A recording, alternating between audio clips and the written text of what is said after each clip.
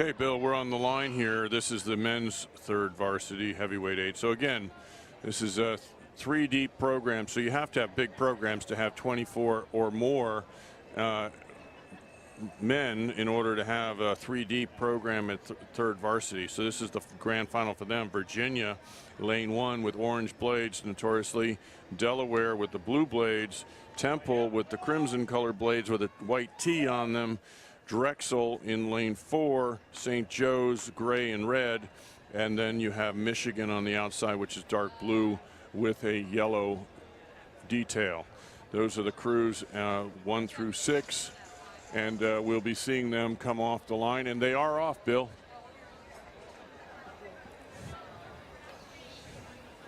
Well, that water is so flat at the starting line. Yeah, well, look all the way down the course. I mean, it's just shiny. It's shiny, which is great. Good vantage point. The Strawberry Mansion Bridge here really is giving us an opportunity. Again, I'll just read through their things. Virginia is on the right-hand side. You can see those orange blades very, very clearly there in lane 1. Delaware to the left of them. Temple in the middle, and they have crimson color blades, and they're a very high rating as they come out. Drexel in lane 4, St. Joe's in lane 5, and on the very, very left is Michigan. Well, they look like they've kept their pretty much kept their line.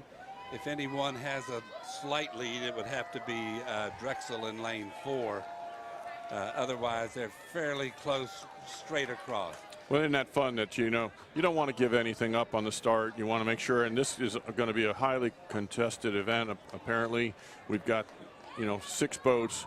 We got a little bit of a steering issue going on there in lane 3. That's Temple, for whatever reason, has. I'm not sure they have any steering issue. The idea is that you want to stay solid in your lane. The other crew, you know, could have cut out on them just a little bit.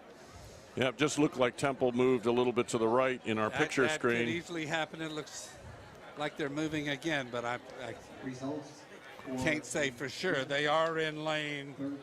They're in lane 3. Temple. In lane 3, and they have that concrete abutment, so there's no room. They got to do it. They got to go in the right spot. Poorly.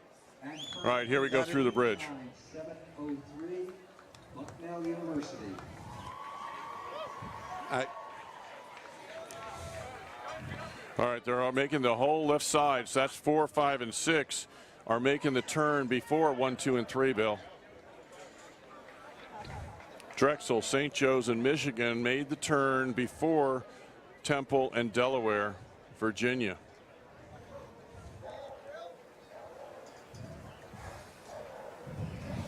So it's going to be really close. They're fairly solid here. I agree with you. I saw St. Joe's. They looked really strong out there, as did Drexel. But as we come into this past the 900-meter mark, is that,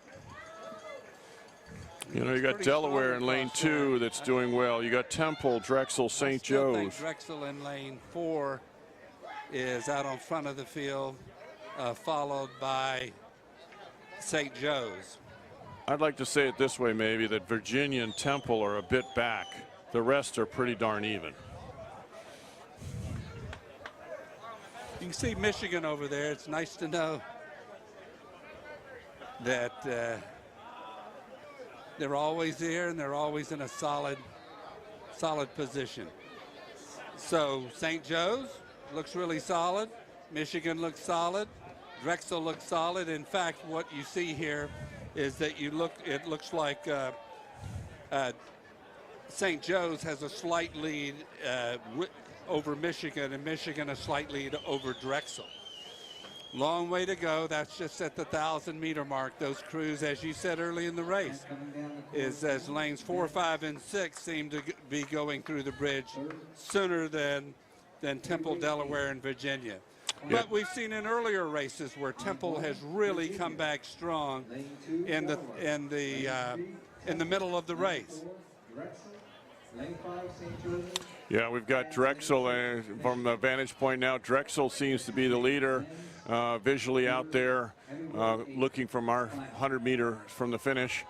Drexel in lane 4 with the yellow jerseys. ahead of St. Joe's, Michigan, and Delaware. Now, Delaware seems to be the one that seems to be moving up on the rest of the field. I think, you know, we've got Drexel out in front, but Delaware is moving into a solid second position there. Yeah, and I'm seeing St. Joe's right there with them. Please come to the finish line. So I got 38 for Drexel, right at 38, 500 meters to go. That's one of the top speeds as far as stroke rating for that point in the race course. Now, obviously, it's going to go up from there, but there's a lot of racing here in the last minute and a half. That third 500. Yeah. They've really had some great performances in that third 500 today. Yeah, and I say Delaware now solid second, slightly over St. Joe's. The rating of Delaware, they're like 38 strokes per minute now. Yeah, and they're sharp. They're 39. 38, 39 strokes per minute. Delaware just moved on the field. Okay. Lane 2 is now leading, but Drexel now at 40. Drexel's moving back. Drexel's really moving back. Drexel's moved it up to 40. When they cross by us, it should be Drexel by almost a half a length over Delaware. St. Joe's is still strong in there. St. Joe's Delaware's is in coming on. position. Michigan is Michigan's in the third. out there. Delaware is in fourth with Temple in fifth. No, Virginia in fifth and Temple in sixth. Do you think Delaware is going to overtake Michigan? I mean, that's a good race back there for that third position. Well, you've got a real strong Drexel crew that just finished and they're one happy crew. This men's third varsity. Very, very strong race. I'm sure at a exceptional time as well. Wow. Wow, Yeah. what some great performances. Yeah, that's why you rode 2,000 instead of 1,000. That's right. Well, and that Delaware, 1,500. that Delaware crew really did move on because they were certainly not the leader at the 500 meters to go, and they did not win, but they did have a great job. They moved into a solid second place there. Well, the strategies that each coach has comes about from after about